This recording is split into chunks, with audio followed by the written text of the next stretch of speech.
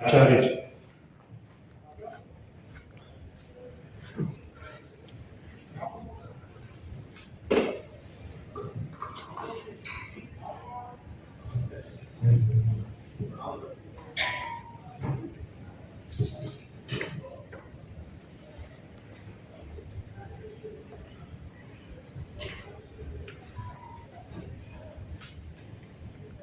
भारत रक्षा मंच द्वारा अति महत्वपूर्ण विषय पर आयोजित ये राष्ट्रीय संगोष्ठी असंतुलित जनसंख्या बढ़ोतरी समस्या और समाधान विषय पर सर्वप्रथम मैं ये कहना चाहूंगा कि बात सरल बलिदान कठिन है, पतन सहज उत्थान कठिन है। बात सरल बलिदान कठिन है, पतन सहज उत्थान कठिन है। गाता है खंडर का हर पत्थर, ध्वंस सरल निर्माण कठिन है। संदेश में भारत रक्षा मंच जो अलग जगा रहा है, जो कार्य कर रहा है, मेरी दृष्टि में वो समाज के निर्माण का, उत्थान का, राष्ट्र के उत्कर्ष के लिए बहुत जरूरी है। बंधु और बहनों, हमारा महान भारत देश महान भारतीय संस्कृति, उसकी अनगिनत विशेषताएं हैं। जितनी तारीफ की जाए गौरव की अनुभूति होती है, और ये अतिरिक्त अनुभूति तब होती है जब आप भारत से बाहर कहीं जाते हैं, तुलनात्मक दृष्टि से जब चीजों को देखते हैं तो स्पष्ट समझ में आता है कि भारतीय संस्कृति का कोई मुकाबला नहीं। पर कुछ ऐसे सन हैं जिसमें एक है पॉपुलेशन, दूसरा है पॉल्यूशन, तीसरा है करप्शन और चौथा है डिसिप्लिन का अभाव। आप में से कोई अगर बाहर देश जाएगा तो देखिएगा कि गाड़ी जो है वो अपनी लाइन में चल रही है, कोई किसी को ओवरटेक नहीं करता है। मैं क्या करता हूं कि भारत में जो गाड़ी चलाना सीख ले वो दुनिया में कहीं भी गाड़ी चला सकता है। यहां तो अपने आप को कैसे बचाएं, यह हर समय जागरूक रहने की जरूरत है। निश्चित रूप से बंधुओं, और जनसंख्या असंतुलन के कारण से अनेक समस्याओं की अगर कोई जननी है तो ये एक बिंदु ऐसा है, और उसके कारण से सरकार चाहे कितनी भी लोक कल्याणकारी योजनाएं बना ले, वो सारी की सारी ऊंट के मुंह में जीरा साबित हो जाती है, क्योंकि आबादी का विस्फोट इस कदर से है। इस आबादी के विस्फोट के कारण से पर्यावरण प्रदूषण की भी समस्या बढ़ती है और अनेक दूसरी सारी चीजें। मैं तो निवेदन करना चाहूंगा इस मंच के माध्यम से, और इस मंच पर ऐसे व्यक्तित्व बैठे हैं जिनकी आवाज सरकार तक भी पहुंचती है। मैं मांग करना चाहता हूं एक जैन मुनि के रूप में भी, और इस मंच से कुछ ऐसी बातें, हालांकि जैनों को भी आपको जानकारी होगी, राष्ट्रीय स्तर पर उन्हें अल्पसंख्यक का दर्जा प्राप्त है। मेरी समझ में ये अल्पसंख्यक बहुसंख्यक की जो अवधारणा है, यह अवधारणा ही राष्ट्र को और समाज को तोड़ने वाली है।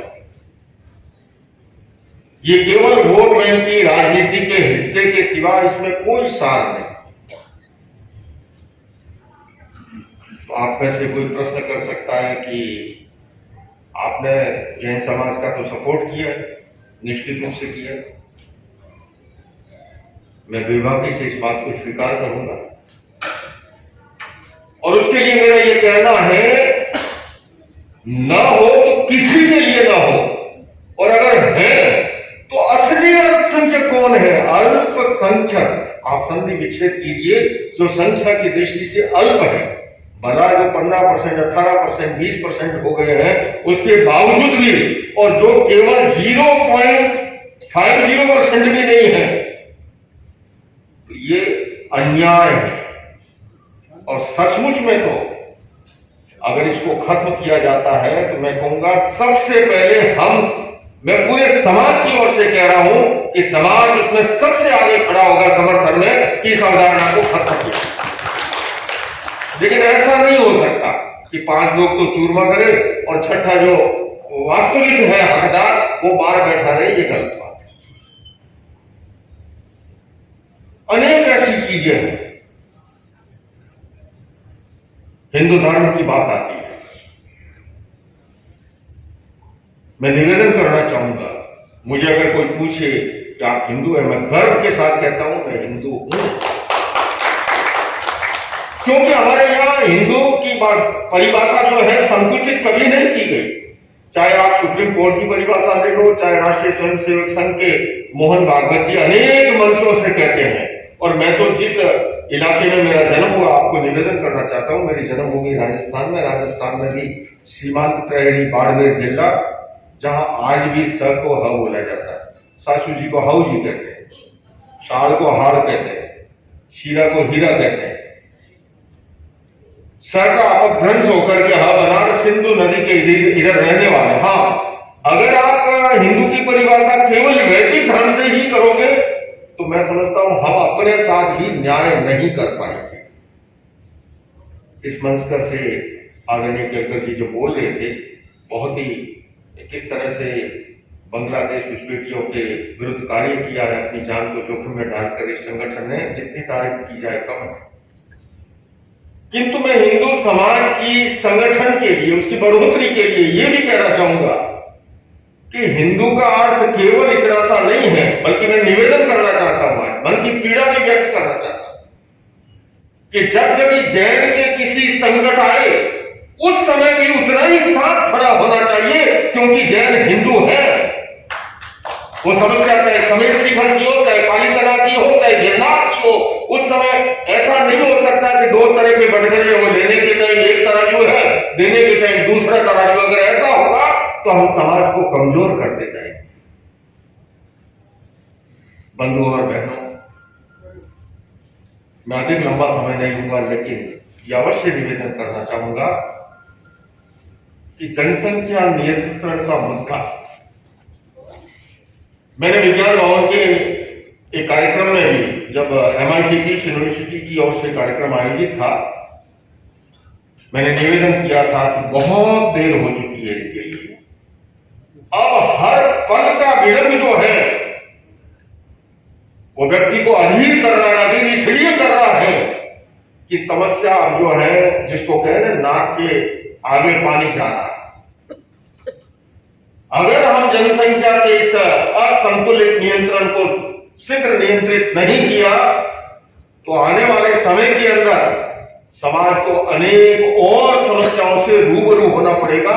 इसलिए मेरी भारत सरकार से मांग है कि बिना विलंब किए, बिना देरी किए, और उसके लिए बड़ी से बड़ी कुर्बानी देनी पड़े तो उसके लिए भी हमें तैयार रहना चाहिए, किंतु ये काम अब हो जाना चाहिए।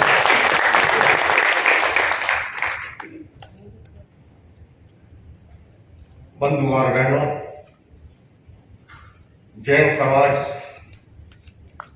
पीसफुल समाज है, सभी जानते हैं, अहिंसक है, शांति प्रिय है, रेवेन्यू चुकाने में आगे हैं, लोक कल्याणकारी कार्यों में आगे हैं। हमारे सामने प्रखर जैन विद्वान बैठे हैं।